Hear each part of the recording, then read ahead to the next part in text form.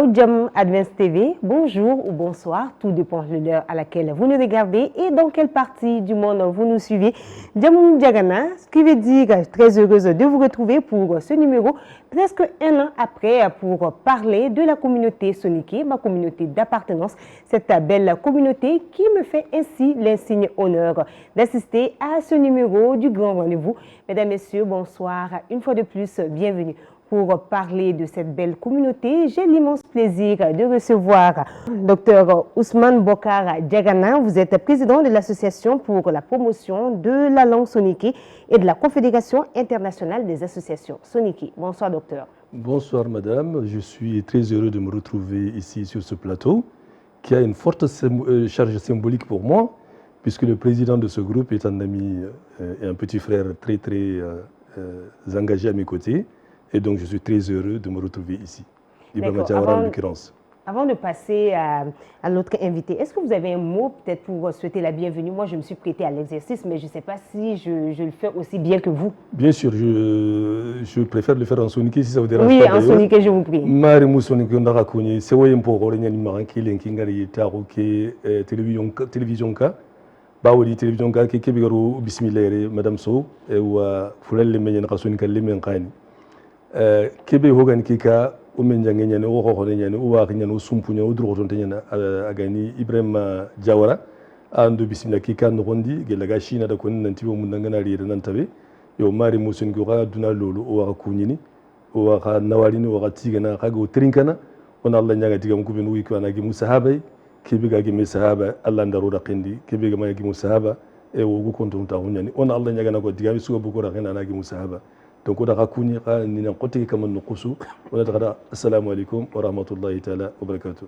Qui veut dire en résumé, je présume que vous Alors, souhaitez je disais que je suis heureux de me retrouver ici, à côté de ma sœur So, qui est Soninké Apple. Et je suis d'autant plus content d'être là que vraiment je suis dans le local de mon frère et mon ami et celui avec lequel je travaille, mon collègue, qui est Ibrahima Diawara, qui est en même temps un ami et un frère, mais qui est aussi le vice-président de la Confédération internationale des associations soniké, dont je suis le président. Et depuis la Chine, quand je l'ai eu au téléphone, donc il m'a vraiment informé de cette émission. Et il m'a demandé de participer. J'ai dit que c'est avec un grand bonheur, même si c'est les étrangers à fortiori pour lui. Donc je suis là et je dis aux Soninké que tout ce qu'on va dire, on souhaite que ce soit du bien. Et si c'est du bien, c'est Allah subhanahu wa ta'ala qui nous a permis. Et si c'est mauvais, c'est parce qu'on est des humains. Et je demande pardon par avance. Merci pour ces sagesses dans vos mots. En face de vous, nous avons celui qui n'est plus à présenter. Il s'agit de Dr Abdraman Silla. Il est ancien ministre président de l'association APS Mali. Merci. Merci ACS, beaucoup. Autant pour moi. Merci beaucoup Astanso pour cette invitation très aimable. Je pense que c'est une très bonne occasion, surtout en présence de mon frère Ousmane Diagana, d'être vos invités, de vous écouter et de répondre à vos questions. Donc on profite de ce nous avons soninké suko terengana ke wakati nogondi ngi sukunyini danti danga alhamdulillah Allah dag lenga ko tankoy odo Ousmane wa meka mayre warni masala honne nkuyina kata sui. Merci beaucoup.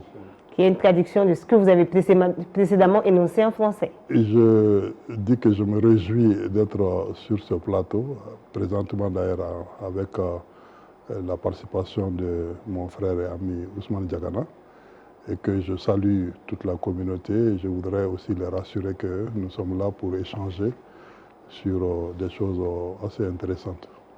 Merci beaucoup, messieurs. Dans un premier temps, nous allons évoquer la disparition de Tcheblin Dramé et dans l'autre partie de cette émission, nous allons prendre un temps pour parler de la valorisation de cette langue qui est à un deuxième anniversaire, la langue soniké, reconnue par l'UNESCO. D'entrée de jeu, docteur Tigana, vous venez pour une circonstance bien triste, il s'agit de la disparition de Tcheblin Dramé. J'ai envie de savoir, comment est-ce que vous avez connu l'homme? Alors, ça c'est une grande histoire. Je l'ai connu d'abord, avant de le connaître dans l'histoire de Soninkara ou de Soninké, je l'ai connu d'abord en tant que militant des droits de l'homme. Parce que quand j'étais étudiant, comme tous les étudiants, on est dans la contestation, j'étais syndicaliste, j'étais membre du syndicat des étudiants et j'étais aussi dans un mouvement politique qui était à l'époque opposé au régime. Et il se trouvait qu'il y a eu des arrestations massives, notamment après le manifeste des Négro-Mauritaniens opprimés en 1986. Des gens ont été contraints à l'exil. Moi, je n'étais pas contraint à l'exil parce que j'étais déjà étudiant en 1985 à Paris. Donc, quand ils ont commencé à arrêter les gens, j'étais sur place. Mais certains de nos amis avaient été arrêtés, donc ont été même envoyés dans une prison que nous, on appelle prison Mourouar à Oualata. Pendant leur détention, plusieurs personnes sont décédées. Et ceux qui ont pu échapper, les étudiants, certains sont partis à Dakar, pendant que nous, étudiants, on était à Paris. Et il se trouvait qu'une des organisations qui faisait la résistance à l'époque, j'en étais le secrétaire général, et devant la souffrance, nous avions besoin de gens pour nous aider, en tout cas à régler ces problèmes-là. Et la personne qu'on a trouvée, c'était Tchébile Dramé. À l'époque, je ne savais même pas qu'il était soninké. Je ne savais pas qu'il était soninké. Moi-même, je n'étais pas à l'époque très engagé dans le combat pour le soninkarou. Même si à l'époque déjà, j'étais avec Djadji Soumaré puis à son âme à la PS. Mais on n'était pas, voilà, je ne le connaissais pas en tant que... Alors, par contre, je l'ai connu lui en tant que vraiment défenseur des droits de l'homme. Si aujourd'hui, si vous avez bien remarqué, depuis le décès de mon frère Tchébile, la plupart des gens qui ont été les plus attristés, ce sont les négro-mauritaniens, donc qui ont été victimes effectivement de la répression sous Oultaya. Et beaucoup de témoignages ont été faits, et je reprends juste un des témoignages qui a été fait par deux de mes petits frères et amis et camarades, Sireba et Kaoutouré, donc sur le rôle qu'il a joué pour sauver des géoles des prisons mouroirs de Mauritanie, le rôle que Tchébile Dramé a joué quand il était à Amnesty internationale basée à Londres. C'est-à-dire que ces gens-là étaient dans la misère au Sénégal, mais quand Tchébile a su la situation, il a pris le dossier à bras-le-corps, d'autant plus que c'est lui qui s'occupait de la Mauritanie, du Mali, je crois, et du Sénégal. Il se déplaçait même pour aller au Mali, parce que quand les gens lui donnaient des informations, nous on communiquait les informations, il recoupait, ensuite il l'envoyait à Tchébile, et Tchébile en profitait, parce que bon, pour quand même vérifier, parce qu'il se dit, bon ben, je ne veux pas forcément croire les gens, il faut que je vérifie, mais une fois qu'il a vérifié, et qu'il s'est rendu compte effectivement que c'est une affaire très sérieuse et que c'est bien objectif et c'est vrai, il se déplace même jusqu'à aller à Dakar pour encore conforter sa position et voir les sources. Et une fois qu'il a la certitude que ça a été fait, donc là, il met en place ce qu'on appelle les actions urgentes. Et les actions urgentes, ce sont des actions que l'Amnesty International met en place lorsqu'il sent qu'effectivement la vie des détenus politiques ou des réfugiés ou des personnes qui sont en danger donc, est menacée. À ce moment-là, on met en place des actions urgentes pour pouvoir alerter le monde entier et s'il le faut aussi, faire déplacer les gens pour aller au secours de ces personnes-là. Donc moi, c'est dans ces circonstances que j'ai connu d'abord Tchébile Dramé en tant que défenseur des droits de l'homme. Et si aujourd'hui, la plupart des Mauritaniens donc, qui ont subi cette répression du temps de Oultaya, Dieu merci, il est parti. Donc si la plupart des Mauritaniens qui ont connu cette situation sont aussi orphelins de Tchébile Dramé, c'est qu'il y a une raison. Donc d'abord, moi, je dirais, c'est en tant que Mauritanien et en tant que quelqu'un qui a été aussi militant des droits de l'homme, activiste, que j'ai connu d'abord Tchébile. Et ensuite, si vous me le permettez, le moment venu, je dirais aussi dans le Soninkarou, comment on s'est connu. Comment vous êtes connu. Docteur Sylla, Tchébile Dramé, un homme très actif politiquement. Est-ce que vous l'avez connu avec cette casquette de défenseur des droits humains ou vous l'avez connu autrement? Oui, c'est un moment d'émotion. Parler de Tchébile n'est pas très aisé, quoi. Surtout aujourd'hui devant sa mémoire, devant laquelle vraiment je voudrais m'incliner pieusement. Mon aîné Tchébile, comme je l'aimais appeler Guidé. Guidé en soninké, c'est grand frère. Grand frère, d'accord. Et il m'a toujours retourné un jeune frère. Je l'ai connu en 1978. J'étais lycéen et Tchébile était déjà suffisamment responsable d'étudiants au Mali. C'était nos aînés. Et je me souviens vraiment de ces moments de lutte estudiantine. C'est quand il a quitté, lui, la présidence de l'UNEM que feu Abdul Karim Kamara dit Cabral l'a succédé et juste un mois après que ce dernier a été assassiné.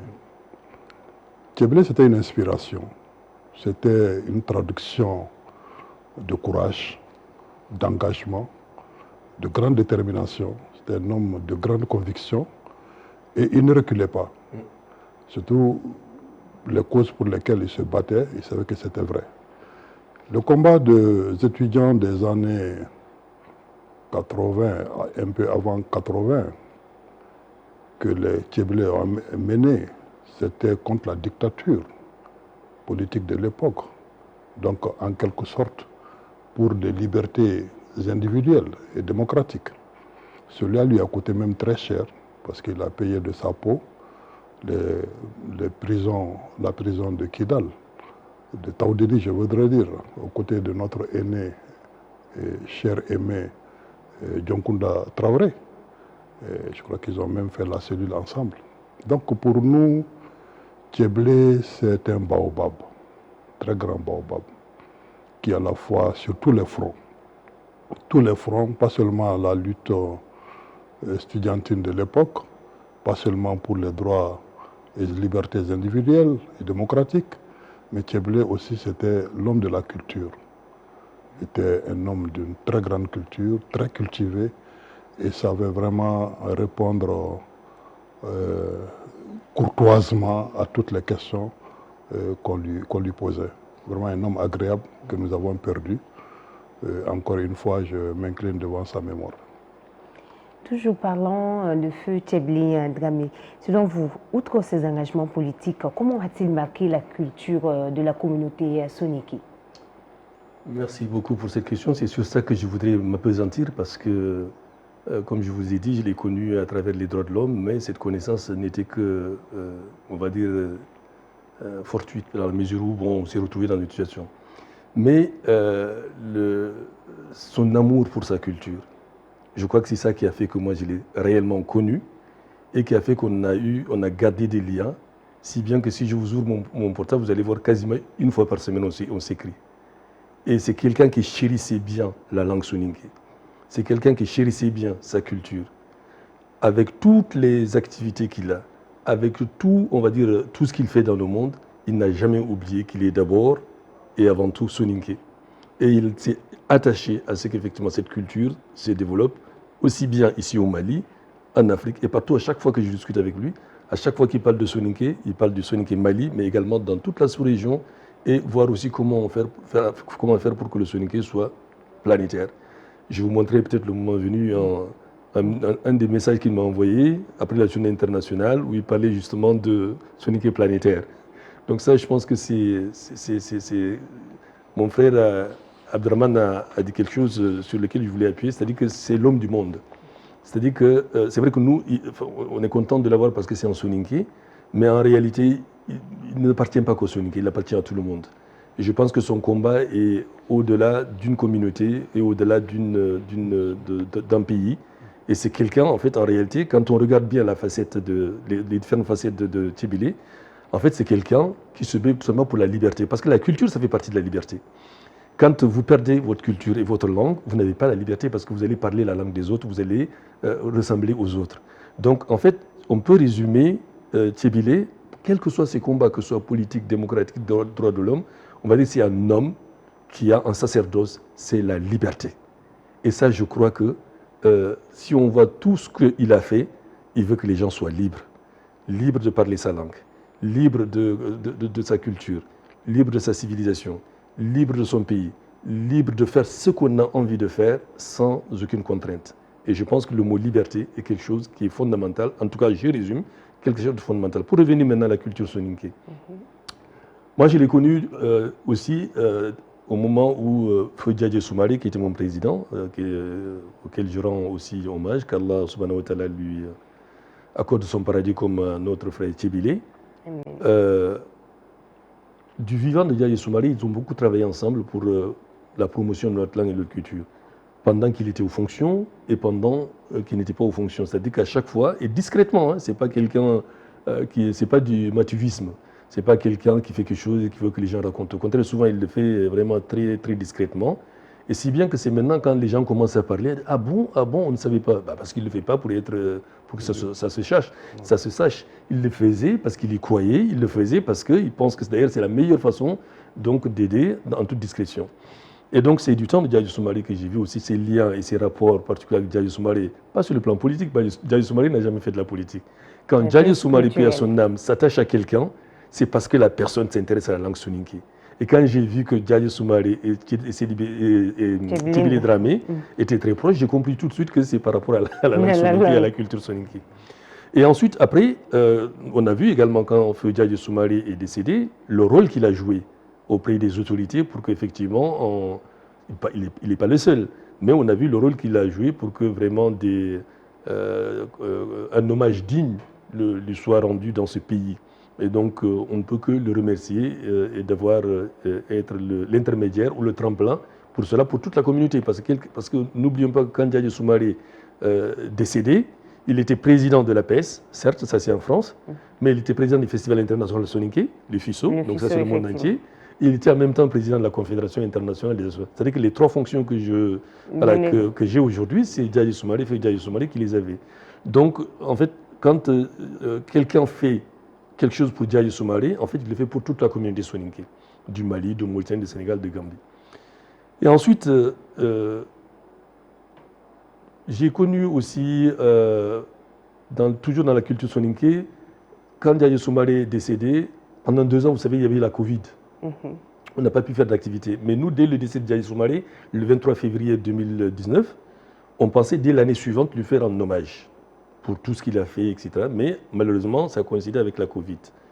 Et on n'a pas pu le faire. Donc, mais en 2022, en juillet 2022, après la Covid, nous avons estimé qu'il était important. Une des toutes premières personnes à laquelle j'ai pensé, connaissant ses liens avec Djadji Soumaré, et en me disant que de toute manière, si je lui proposais de venir, il ne refusera pas. Donc, c'est Tibili Dramé. Et une personne à laquelle j'ai pensé également pour lui demander d'être parrain de cette journée et à laquelle, lorsqu'on lui proposera d'être parrain, il ne refusera, c'était Ibrahima Diawara, parce que je connais également les liens d'Ibrahima Diawara avec Djadji Soumaré. On a vu des images dans lesquelles Djadji Soumaré, d'ailleurs, je crois, a été membre de MTC, donc Malien tout court. Et ensuite, on a vu les décorations que Ibrahima Diawara a fait. Donc c'est pour ça que, et on sait aussi qu'Ibrahima Diawara est très attaché à la langue et à la culture soninké. Et donc on a pensé à ces deux personnes en disant, parrain, donc lui il a accepté Ibrahima Diawara, et Tibili, on a pensé que c'était important de l'inviter en tant qu'invité d'honneur parce que la famille le verrait. Moi je lui ai envoyé un courrier pendant 10 jours ou 2 semaines, il n'a pas réagi. Je n'ai pas trouvé ça normal, mais bon, ce n'était pas grave, ce n'est pas dans ses habitudes. En général, il me répond tic au tac ou le lendemain, etc. Il n'a pas répondu. En fait, je saurais pourquoi il n'a pas répondu. C'est, on va dire, à 2 jours avant la journée qu'il m'a répondu en disant « Cher président, cher petit frère », en soninké, il me dit « J'ai bien reçu ton courrier depuis plus de 10 jours, mais je n'ai pas répondu parce que j'espérais toujours avoir la possibilité de venir. Je ne voulais pas te dire tout de suite je viens ou je ne viens pas, et ensuite me dire. Il dit, mais malheureusement, je suis obligé de te répondre, puisque quand on invite quelqu'un, la moindre chose, c'est de répondre à la personne. Malheureusement, je ne peux pas venir pour des raisons indépendantes de ma volonté. Moi, je me dis, si lui ne vient pas au truc de Djadji Soumaré, un truc de Soninkara, c'est qu'il y a un problème. Après, je ne lui ai pas demandé. Donc, je lui ai dit, écoute, tu t'es excusé. En tout cas, vraiment, si tu étais là, ça nous aurait fait plaisir. On l'a fait, ça s'est très bien passé. Ibrahima Diawara était le parrain. Il y avait, je crois, des gens qui étaient venus du Mali. Bon, ça s'est très bien passé. Ensuite, après la journée, moi je l'ai appelé pour lui dire comment ça s'est passé. Pour lui rendre compte à propos de ce qui s'est passé. Voilà. Et ensuite, c'est là qu'il m'a répondu. Et quand je l'ai appelé, je crois que c'était le 4 que je l'ai appelé, le 4 juillet, pour lui faire un peu un compte rendu. Il a raccroché, enfin il a décroché, il me dit excuse-moi, je suis occupé. Mais je n'avais pas compris. J'ai rappelé une deuxième fois. Donc c'est là qu'il a coupé, il m'a laissé un message. Il me dit je suis à la maison mortuaire de mon frère Drissa Diakité, qui venait de décéder. Donc j'ai compris maintenant pourquoi il ne pouvait pas venir. Il était au chevet de quelqu'un. Voilà, il était au chevet de quelqu'un, donc j'ai compris pourquoi il ne pouvait pas venir la journée. Donc n'eût été cela, je pense qu'il serait à... Donc, je ne pense pas, je suis sûr que c'est une personne très attachée. Absolument. Donc il a fait tout ce qu'il a vraiment... Bon, sans compter qu'il n'est pas venu, mais... il vous a c'était l'absent le plus présent, oui. C'était l'absent le plus présent aussi parmi nous. Donc ça, c'est quelque chose qui m'a beaucoup marqué. Et le fait qu'il ne soit pas venu, mais le fait qu'il nous ait donné des conseils, qu'il nous ait encouragés, nous ait félicités, vraiment nous donner du courage pour aller de l'avant, nous dire, bon voilà, Diadie, vous étiez à côté de Diadie, il est parti maintenant, c'est à vous de prendre la relève. Ça, c'est des conseils qui voilà, venant des personnalités comme ça vous accompagne. Donc ça, c'est déjà une première chose, pour ne pas monopoliser la parole. Il y a encore beaucoup de choses à dire. Beaucoup d'anecdotes, parce que je comprends, vous vivez ces moments de complicité. Docteur Sylla, que retenez-vous de cet homme? Je l'ai dit tout à l'heure, un baobab qui s'est effondré. Tcheblé était un homme d'une dimension multinationale, un peu partout, et de tous les domaines, y compris du domaine scientifique. Tcheblé, il est difficile de le résumer en un seul mot, c'est très très compliqué parce que tout le parcours de Tcheblé, chaque fois que je l'ai fixé, je me suis retrouvé dans ce tome, imbibé et trempé entièrement dans sa culture, grandi dans cette culture-là, et ses actes qu'il a posés quotidiennement sont empreints de cette culture, de la profondeur culturelle soninké. Je veux dire quoi? Tcheblé était un homme de conviction, un soninké, quand il s'engage et qu'il est convaincu d'une chose, il va jusqu'au bout, il ne recule pas. Tcheblé était courageux quand on est dans le monde soninké et que, quel que soit le défi qu'on a devant, on ne recule pas, il faut transcender le défi. Tcheblé était courtois, il est très courtois, il peut vous arracher ce que vous n'aimez pas sans vous avoir boxé. C'est qu'il savait le faire avec la manière. Tcheblé, c'était aussi un grand pédagogue qui savait faire apprendre à quelqu'un sans le heurter. Tcheblé, c'est aussi cette grande solidarité soninké. Il a tout partagé. Il a tout partagé et de façon, comme Ousmane vient juste de le souligner, il le fait avec discrétion, sans se montrer, sans qu'on ait en retour qu'il ait besoin de dire « oui, c'est moi ». Ce n'était pas cet homme-là. Personnellement, ses obsèques le 15 août, j'avoue que je passais toute la journée, tout l'après-midi, jusque tard dans la nuit, plongé dans une profonde réflexion le concernant parce que je me dis, il s'en est allé. Il s'en est allé. Comment obtenir un autre Tcheblé, à la fois d'un point de vue engagement culturel, comme il a eu avec nous dans la communauté soninké, à la fois une grande détermination pour les différentes causes qu'il a défendues au Mali comme à l'international, et à la fois vraiment comme l'humaniste qui a voulu tout transmettre, se faire comprendre au mieux, sans accroc, sans insulte, sans autre forme. Donc voilà un peu ce que c'est Tcheblé, quoi. Et c'est difficile vraiment en un seul mot de pouvoir le qualifier. C'était un trésor. C'était un trésor qui est parti, mais j'ai foi, j'ai écouté les témoignages de ses enfants et je sais qu'il en a donné. Il en a donné suffisamment pour que l'un de ses enfants puisse prendre le relais. Et je prie pour ça d'ailleurs. Inch'Allah. Si vous avez quelques anecdotes à partager le concernant, lequel diriez-vous? Moi, Khorone guidé, c'était pour moi, à chaque fois que Tcheblé me faisait un truc comme Khorone, c'était assez profond. C'était assez profond. Ma dernière conversation messagerie date du mois de mars. Et depuis, j'ai essayé de lui envoyer un ou deux messages auxquels il n'a pas répondu. Quand il n'a pas répondu, j'ai juste demandé qu'est-ce qui ne va pas. Parce que ce n'est pas dans ses habitudes. Tcheblé est prompt. Dès que vous lui faites quelque chose, il le fait. Alors, ce que je retiendrai, Vous savez, il a été un conseiller pour moi dans le combat difficile, pas toujours facile, culturel, soninké. Il m'a envoyé quelqu'un pour me dire, on connaît, tiens, je suis là et je serai toujours avec toi. Et ce propos, je crois que je l'amènerai à mon tour. C'était profond. Très profond. Sur votre dernière intervention concernant Tcheblé, si vous avez une anecdote qui vous a le plus marqué le concernant. Je vais dire exactement la même chose que Dr Abdelrahmane Sylla. Moi, mon échange, l'anecdote, c'est cette histoire de Rohane Guidé aussi. Mais moi, c'est dans un sens inverse, parce qu'en fait, en réalité, depuis que je suis devenu président de la PS, il m'appelait systématiquement président. Un jour, j'en avais eu marre, parce que moi, je l'appelais Guidé, et lui m'appelait président. Et moi, ça me gênait. Et un jour, je lui ai dit, mais pourquoi tu es président? Enfin, pardon, je suis en train de parler français. J'ai dit, pourquoi tu m'appelles président alors que moi, je te dis grand frère? Une façon de dire, appelle-moi aussi petit frère, parce qu'on aime bien, nous. Parce la familiarité. Quand on dit guidé, on s'attend que tu me dises petit frère. Bon, il a senti que vraiment je voulais, il me dit d'accord, la prochaine fois je t'appellerai, si tu m'appelles guidé, je t'appellerai petit frère. Une fois, je l'ai eu au téléphone, j'ai dit guidé, il me dit président. Il dit, ah ben dis donc, tu es un souci là.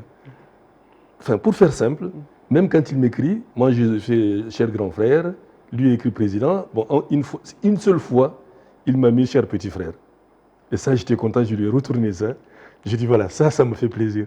Mais il n'empêche, c'est toujours, même quand il dit cher petit frère, il ajoute quand même président. Bon, ça vraiment, je trouve, voilà. Alors, cette histoire, c'est la courtoisie.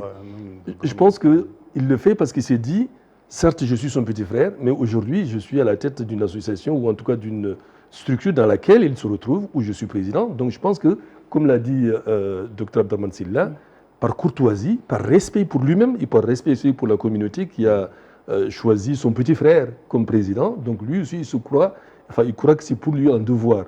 Même si moi, ça me gênait parfois que lui, publiquement, en plus, il m'appelle président. Voilà, ça c'est vraiment une petite chose sur laquelle on a eu quelques petits trucs.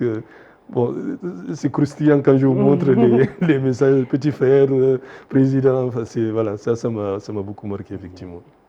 Merci à vous pour avoir pris ce moment pour rendre hommage à Tcheblé Dramé, un homme politiquement connu, un homme qui a milité pour les droits humains, mais un homme qui a mis sa vie au service de la culture de la communauté soninké. Merci beaucoup.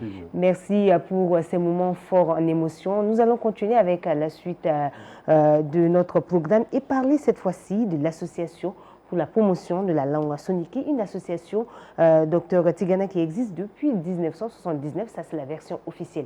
Mais officieusement, quand est-ce que les choses ont commencé? Alors, si vous me permettez, parce que je pensais qu'on allait encore parler de Tcheblé, c'est pour ça que j'ai gardé ça pour la fin, mais laissez-moi quand même résumer en un mot 2 ou 3 choses quand même qu'il a fait, enfin beaucoup de choses qu'il a fait, mais résumer en 2 ou 3 mots.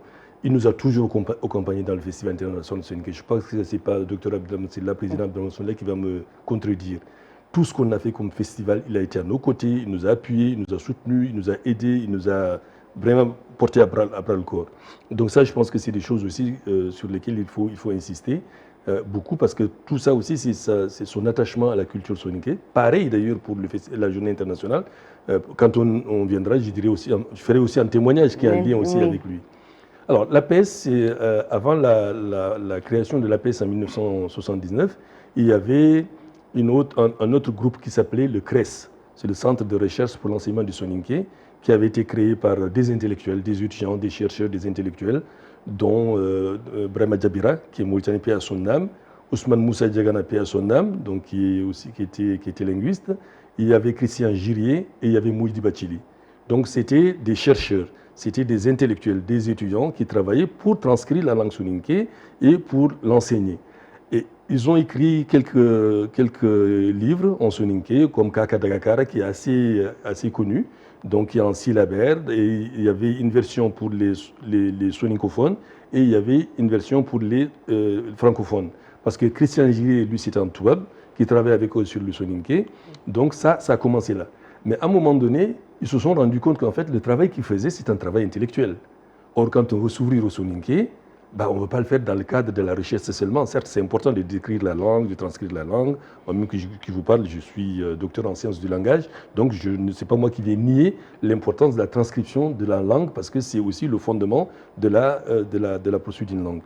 Mais à un moment donné, ces chercheurs-là, ces étudiants-là, Dembo, comme on a tendance à l'appeler, à l'époque, lui, il était étudiant, il préparait son doctorat. Ibrahima Djabira, donc lui, il était aussi chercheur. Ils se sont dit, si on veut que la langue soit vraiment vulgarisée, il ne faudrait pas rester dans le cadre restreint du CRES. Parce que là, c'est entre, voilà, ça, c'est entre les intellectuels. On fait de la recherche, mais les soninké, ça ne leur apporte pas grand-chose. Et c'est là qu'ils ont pensé créer une association.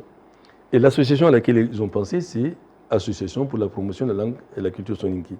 Et quand ils le créaient, en 1979, ils n'étaient que 8 personnes. Il y avait, on va dire à peu près 4 intellectuels et 4 immigrés. Parmi les 4 intellectuels, donc ceux que je viens de vous citer, Ibrahima Djabira, donc Ousmane Moussa Diagana, Christian Girier et Moudi Bachili, donc le côté intellectuel. Ensuite, il y avait 4 autres personnes, Doulo Fofana qui est encore présent, qui est encore vivant, qu'Allah lui donne encore longue vie, Sidiba Kamara qui est vivant encore, qui était longtemps secrétaire général de la l'APS, qui est un peu malade, qu'on souhaite qu'Allah lui donne la santé, qu'il le préserve et qu'il le garde longtemps, qui a été, jusqu'à pratiquement une époque assez récente, qui était le secrétaire général de l'APS. Ensuite, vous avez 2 autres personnes. Donc, il y a M. Kanté, donc, qui est un ressortissant de Djadjibine en Mauritanie. La huitième personne, la 8e personne, c'est Moussa Han Mankangé. Alors, ce n'était pas normal d'oublier son nom, d'autant plus que c'était lui le premier président de l'APS. Donc, Moussa Han Mankangé, qui est de Bouanz, Mauritanie. Donc, c'est lui qui était la 8e personne et c'est à lui qu'on a confié donc, la présidence de l'APS entre 1979 jusqu'en 1981. À l'époque, Djadji Soumaré n'avait pas encore rejoint l'APS. Donc, ce sont ces 8 personnes qui ont été à l'origine de la création de l'APS. Et à ce moment-là, pourquoi ils ont choisi Hanoun Mankangé? Parce que ces étudiants-là, ils ne voulaient pas se mettre en avant.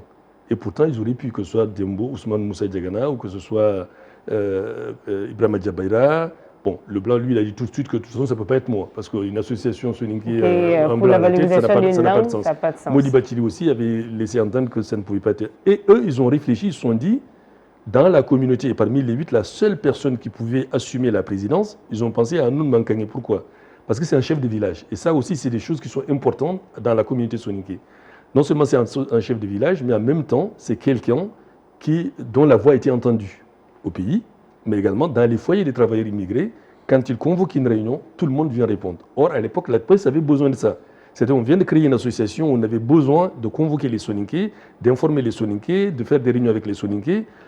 Quelle est la meilleure personne qui peut appeler les soninké si ce n'est quelqu'un dont la voix est entendue par tous les. Donc c'est dans ce sens-là qu'on l'a choisi et il ne voulait pas. Il ne voulait pas parce qu'il disait que lui, il n'est pas intellectuel et donc il ne voit pas comment il va y rédiger les documents. On a dit, les gens lui ont dit, ne t'occupe pas de ça. Toi, tu n'as qu'à convoquer les gens, tu n'as qu'à être le sage dont on a besoin, tout ce qui concerne le travail intellectuel. Donc nous, on va s'occuper de cela. Voilà comment l'APS a été passé du CRES donc, à l'Association pour la promotion de la langue et de la culture soninké. En 1979. Plus de 4 décennies plus tard, presque 5, de 79 à 2025, nous sommes à 46 ans. Aujourd'hui, la valorisation et la préservation de cette langue continue. Et quelle est la place, sinon le rôle des jeunes dans ce combat? Une très bonne question. Je pense que la jeunesse, naturellement, est le relais. La relève à ce niveau-là. Donc, et je pense que la jeunesse soninké a pris conscience effectivement de ce qu'elle doit se mobiliser pour cette cause-là. Je voudrais juste compléter un peu tout ce qu'Ousmane vient de dire, qui un peu remonte aussi à une grande inquiétude que la communauté soninké l'a vécue, lorsque dans un des rapports de l'UNESCO, il avait été question d'une 50aine de langues qui devraient disparaître, dont la langue soninké. C'était un défi, un challenge très sérieux pour les fondateurs de l'APS de ne pas l'accepter. Ils sont allés sur la base du fait que les Soninké sont assez nombreux. Nous ne sommes pas qu'au Mali, pas seulement en Mauritanie, au Sénégal, en Gambie, dans les 2 Guinées, mais les Soninké sont sur les 5 continents. Absolument. Et ils parlent la langue, ils la magnifient, et la culture, ils l'expriment quotidiennement dans leur vestimentaire, dans la nourriture, dans tout ce qui accompagne cette communauté-là. Donc ils se sont dit que non, l'UNESCO a dû se tromper, mais il fallait quand même démontrer, travailler. Ils se sont mis à la tâche, ardemment, jour et jour, pour essayer d'homologuer d'abord la langue, d'essayer de trouver les convergences possibles entre les mots.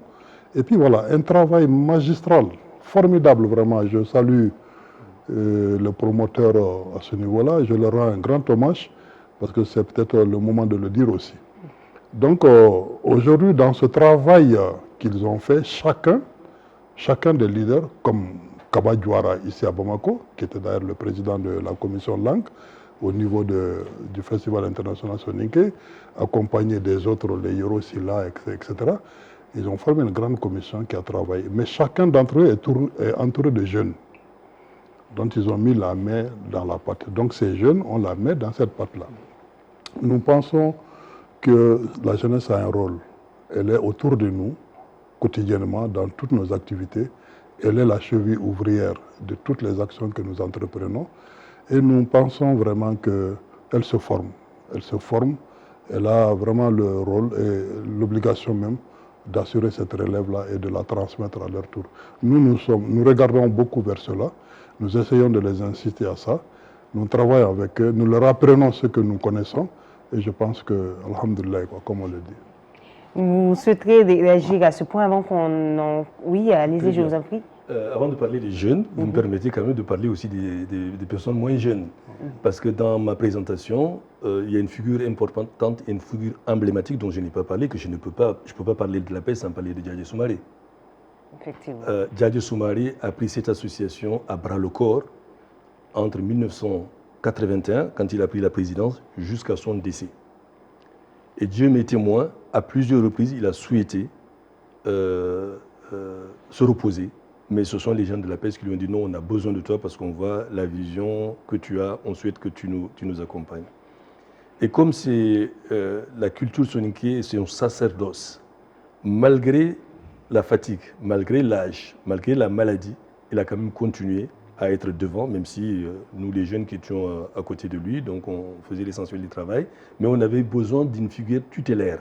On avait besoin d'une figure vraiment qui nous rassemble. Aujourd'hui, il n'est pas là. Mais n'oublions pas aussi que c'est lui qui est à l'origine du Festival international Soninké.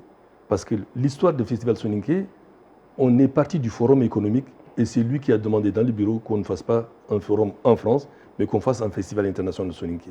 Et si le monde entier s'est mis d'accord pour lui donner la présidence du Festival international Soninké, et ici je pense que tous les Maliens ont vu aussi le rôle qu'il a joué, puisque le Festival 1 et 2 de Caille, je pense qu'il n'y a pas une seule personne qui peut sortir, en tout cas d'aucun pays, pour dire qu'il a financé autant que Djadja Soumaré les 2 festivals. En tout cas, je suis témoin de cela. Absolument. Et donc, il a investi de sa personne, de sa poche. Voilà, donc de sa personne et celle de la PS, et ainsi de suite.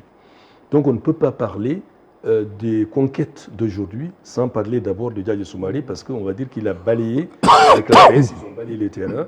Donc nous avons eu la chance de poursuivre ce qu'il a fait, et Dieu a fait que nous avons eu la chance effectivement de réaliser un certain nombre de choses, mais on ne peut pas parler, voilà, avant de parler des jeunes, je voudrais parler de cela d'abord. Ensuite, pour parler et emboîter le pas au président Abdraman Sylla par rapport aux jeunes, c'est qu'aujourd'hui, évidemment, c'est le relais, c'est la relève. Quand je dis c'est la relève, nous, ce qu'on pouvait faire, ou en tout cas ce qu'on va continuer à faire, on souhaite qu'après nous, ils le poursuivent.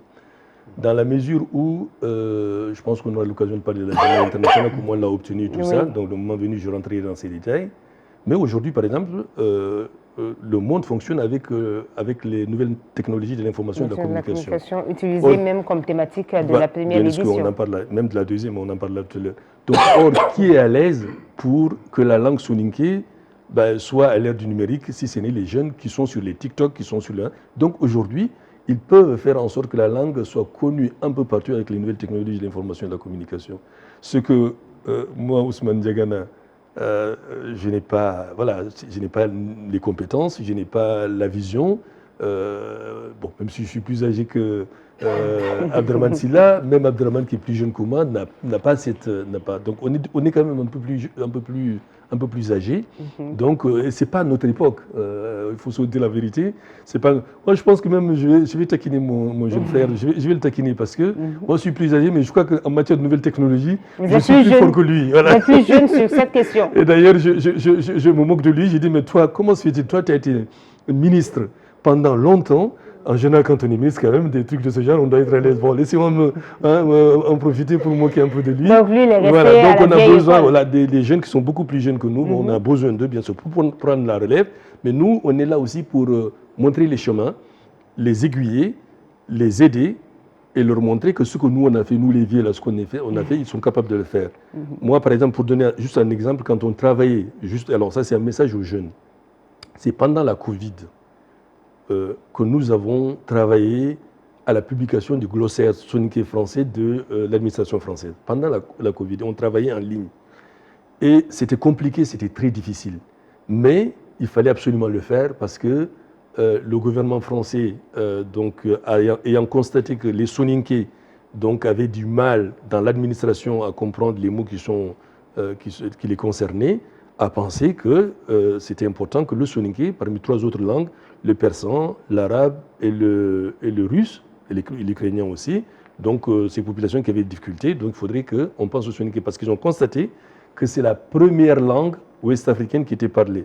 Et la plupart des gens qui avaient des difficultés, que ce soit du Mali, de Mauritanie, du Sénégal, de Gambie, de Guinée, la plupart des gens qui avaient des difficultés par rapport à l'accès aux droits, donc parlaient soninké.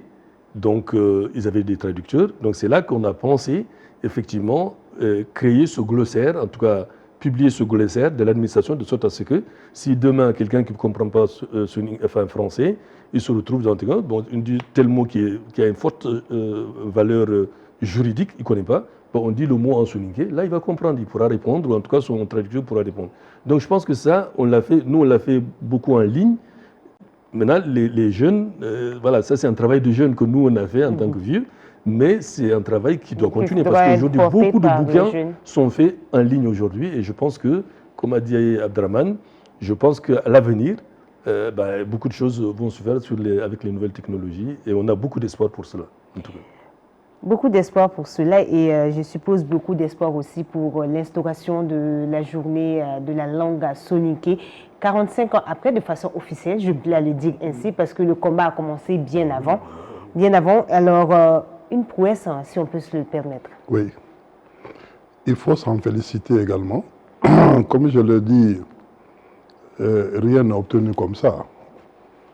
Ce sont des hommes et des femmes qui ont travaillé laborieusement pour arriver à ce résultat-là. Et depuis beaucoup d'années, il y a une commission langue qui réunit un peu nos représentants de tous les pays, Mali, Sénégal, Gambie, Mauritanie, tout le monde quoi, se retrouve autour de cette langue-là. Ils ont travaillé.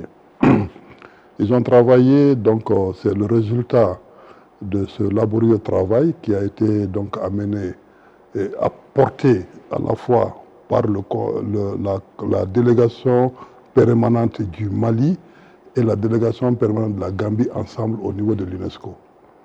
Donc qui a abouti effectivement à la reconnaissance d'une journée internationale dédiée à la langue soninké. Donc c'est très laborieux et ça a été vraiment le travail très intense de beaucoup d'acteurs. Il faut aussi reconnaître à ce niveau, c'est l'occasion de saluer le président Ousmane Diagana et beaucoup d'autres qui ont travaillé vraiment dans la même logique, dans la même lancée, vraiment pour réunir les gens régulièrement selon la circonstance en Gambie, au Sénégal ou en Mauritanie. Ce n'est pas toujours chose facile à donner. Il vient de parler d'un glossaire. Ce glossaire est également un élément extrêmement important, ce qui n'a pas à dire à ce niveau-là. Aujourd'hui, la langue soninké est de façon facultative enseignée dans certains lycées, dans certains établissements français. Il faut aussi le dire. C'est dû aussi au combat de ce que nous appelons quotidiennement la deuxième génération de soninké qui sont nés en France. Ils sont nés en France, ils ont grandi en France, mais ils sont imbibés entièrement de la culture soninké. Donc aujourd'hui, ils font un travail magistral de la promotion de cette langue-là, à telle enseigne que j'étais très heureux dans une des classes de la Dame Djabi. Et quand j'ai vu des jeunes Chinois, des jeunes Français et un peu tous ces jeunes-là qui sont là-bas en train d'apprendre la langue soninké, j'avoue personnellement que j'ai été très fier. Et je ne peux que leur souhaiter une bonne continuation. Et beaucoup de choses sont à venir en tout cas, beaucoup de perspectives heureuses pointent à l'horizon par rapport à cette langue-là. Une langue qui est célébrée désormais, qui sera désormais célébrée les 25 septembre. Alors, si vous, à votre niveau, quels sont les programmes, sinon quelle est l'activité phare qui sera prévue pour ce deuxième anniversaire, si je ne me trompe pas, un deuxième anniversaire pour 2025? Bien. Vous me permettrez encore, avant de parler de cela, de faire un petit rappel quand même de comment on a obtenu cette journée. Première chose, encore hommage à Djadji Soumaré. Parce que si l'APS a eu des contacts avec l'UNESCO, c'est parce que Djadji Soumaré, puis à son âme, avait des contacts avec des responsables de l'UNESCO, notamment ceux de la délégation du Mali. Avant celle-là, ça fait longtemps. Et ensuite, il a introduit l'APS et depuis, on travaille beaucoup avec l'APS. Alors, l'idée du festival, de la journée internationale, elle a émergé après notre retour du festival de Nouakchott. Parce que, pour dire la vérité, nous, on travaille beaucoup avec les délégations à l'UNESCO. L'APS travaille beaucoup avec les institutions, que ce soit avec des ministères, avec des communes, mais aussi, pour nous, c'était un point d'honneur de travailler avec l'UNESCO parce qu'on s'est dit que sur le plan international, la meilleure façon de faire connaître nos langues, c'est de travailler. L'APS travaille beaucoup avec les délégations permanentes. Une des premières choses que nous avons faites après la publication du glossaire et la publication de beaucoup de bouquins, enfin, soninké et tout ça, parce que c'était ça le fondement, le creuset. Mais avant ça, quand on travaillait avec la délégation du Mali, c'était par rapport au Festival international soninké. En fait, nous, quand on partait en Nouakchott, l'idée qu'on avait, c'était au retour du festival, essayer de travailler avec la délégation permanente du Mali. Je tiens à saluer son Excellence l'ambassadeur Tcham, Amadou Oupatcham, vraiment un peul qui est, je dirais, le meilleur des soninké. Parce que, je vais vous expliquer pourquoi, parce que quand on est revenu, avant d'aller à Nouakchott, donc il nous a accompagnés à Nouakchott pour le festival, et il était question à notre retour qu'on essaie d'introduire, APS et la délégation, on essaie d'introduire un dossier au niveau de l'UNESCO pour faire des festivals internationaux de soninké en patrimoine immatériel de l'UNESCO. Donc au départ, c'était plus... C'était ça qui était, voilà, c'est ça qui était prévu. Quand on est revenu, donc moi je suis allé le remercier à son bureau, et c'est là qu'il a réuni son équipe. Donc j'étais venu aussi pour lui dire que voilà, il faudrait maintenant qu'on travaille assez. Il me dit, Président Diagana, j'ai une suggestion à faire. Le FISO en tant que patrimoine immatériel, ça risque de prendre du temps. Et ensuite, voilà, on peut toujours le faire à tout moment. Mais ce que je vous suggère, et j'étais seul avec sa délégation, il dit ce que je vous suggère, c'est de travailler à une journée internationale de la langue soninké. J'ai dit, écoute, en tant que président de l'APS, je n'ai même pas encore parlé à qui que ce soit, mais je suis d'accord parce que pour moi, c'est même plus important que le patrimoine. Les activités du festival. Voilà. Et j'ai dit, je suis d'accord. Il me dit, mais attention, je dis, ça demande du travail parce que bon, je vais vous envoyer des questionnaires, il faut que vous répondiez, etc. J'ai dit, c'est pas un souci, on va essayer. Si on l'a, tant mieux. Si on ne l'a pas, au moins on aura essayé. D'autant plus qu'il a insisté sur un fait. Il a dit que la conférence générale des Nations Unies a lieu tous les 2 ans. Et c'est l'année où, effectivement, on peut poser une langue et il pense que ça va sortir si on fait du travail sérieux. Et moi, j'étais un peu sceptique parce que je me dis, bon, quand même, on en a parlé au mois de mars et la réunion, c'est au mois de septembre-octobre. Il y avait du travail. C'était quand même un peu juste, quoi. Après, il me dit, mais non, ne craignez rien, M. Diagana. Moi, ce que j'ai vu que les soninké ont fait dans les festivals, notamment à Nouakchott, vous êtes capable d'avoir cette journée. Donc ça donne du courage.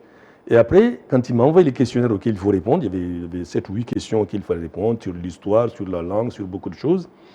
Évidemment, j'ai réuni autour de moi des gens, aussi bien ici, au Sénégal, en Mauritanie. Tout le monde n'a pas répondu, mais ceux qui ont répondu, donc m'ont aidé à construire le dossier.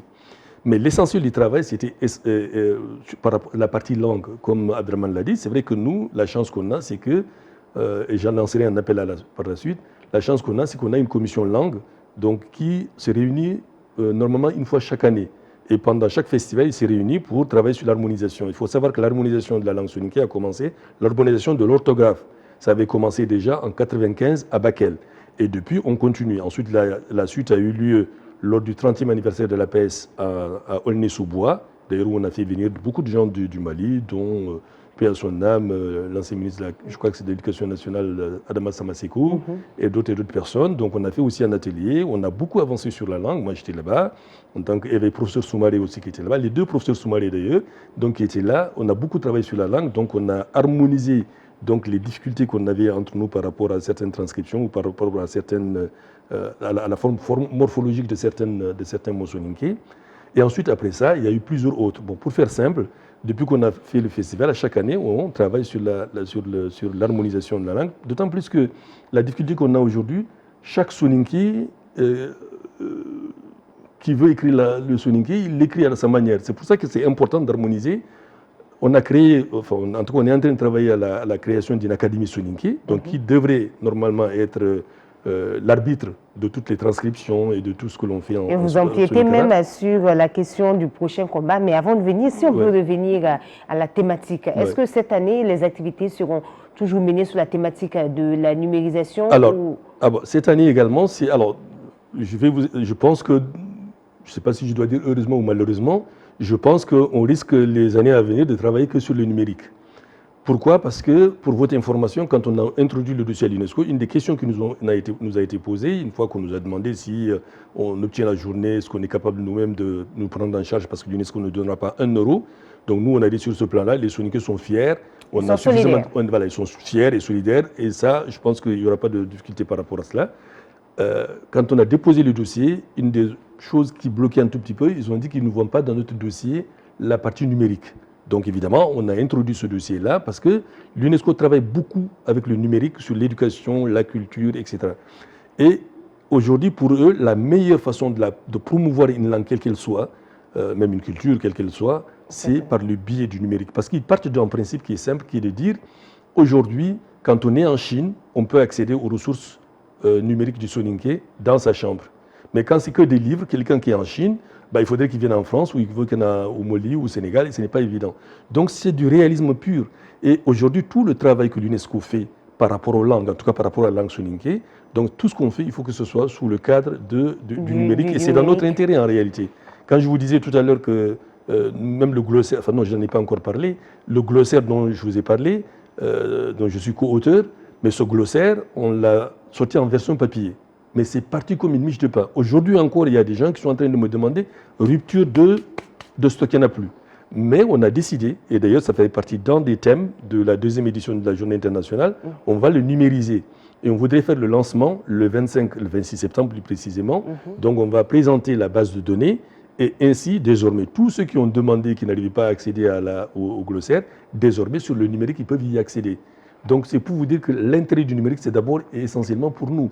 Parce que ce glossaire, comme toute autre activité ou tous les livres qui sont écrits, si on les met sur le numérique, dans ta chambre, tu n'as pas besoin d'aller, tu vas pouvoir accéder. Et je pense que c'est le meilleur moyen de développer une langue. D'accord. Docteur Sylla, quel est votre programme? Sinon, quel est le programme prévu, du moins au niveau du Mali? Ou est-ce que ce sera une célébration avec toutes les confédérations? Oui, la Confédération a lancé ce message-là. C'est qu'au niveau de Paris, à l'UNESCO, l'APS en collaboration avec l'UNESCO va donc célébrer la journée, la 2e cette année, et en même temps au niveau de tous les pays, ou partout où la communauté peut s'organiser pour célébrer la journée, elle le fera. Ici au Mali, nous avons effectivement entrevu, nous sommes en train de travailler sur un programme de célébration de cette journée-là. L'année dernière, nous l'avons tenu à Caï. Cette année, nous comptons le tenir ici à Bamako. En fait, la thématique retenue à notre niveau, c'est l'état des lieux de la langue soninké. L'état des lieux de la langue soninké qui va être développé par des experts va forcément faire appel dans notre communauté à des sociologues, à des traditionalistes, des généalogistes, et un peu toute cette catégorie de personnes vont pouvoir dire depuis quand cette langue est parlée, et depuis quand cette langue est écrite, et depuis quand cette langue qui a intégré l'UNESCO, quelles peuvent être les perspectives de la langue. Donc vraiment, cette année, nous entendons, en tout cas à Bamako, célébrer ça avec une très grande hauteur. Nous sommes pratiquement pris par le temps, Dr Diaganan. La dernière question, ce sera peut-être un message ou une adresse à l'endroit de la communauté soninké. Alors, d'abord, on invite tout le monde, hein, parce que comme c'est la journée des soninké, le programme cette année à l'UNESCO, l'année dernière, on a fait une journée.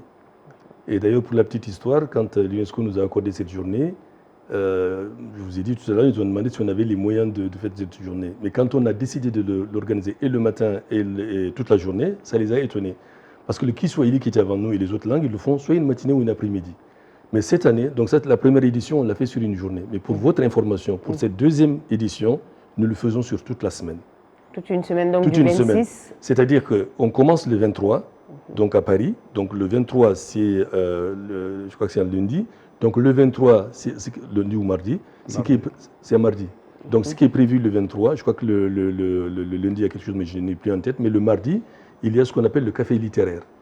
Donc le café littéraire où tous les écrivains soninké qui ont écrit des livres en soninké ou en français, mais prioritairement en soninké, ils vont se réunir. On va faire des débats donc, sur ça. Donc ça, c'est la journée du 23. Ensuite, la journée du 24, à la mairie, la journée du 24, il y a bon, un événement dont je ne me souviens pas. Il y a un événement aussi qui est prévu. Donc, parce pour que dire qu'il y a des activités du 23 jusqu'au 26. Jusqu'au 28. Ah, au 28. Jusqu'au 28, parce que le 25, il y a 5 événements à Paris. Le 25. Parce que nous, on le fait à l'UNESCO le 26, mais le 25, il y a au moins 5 événements.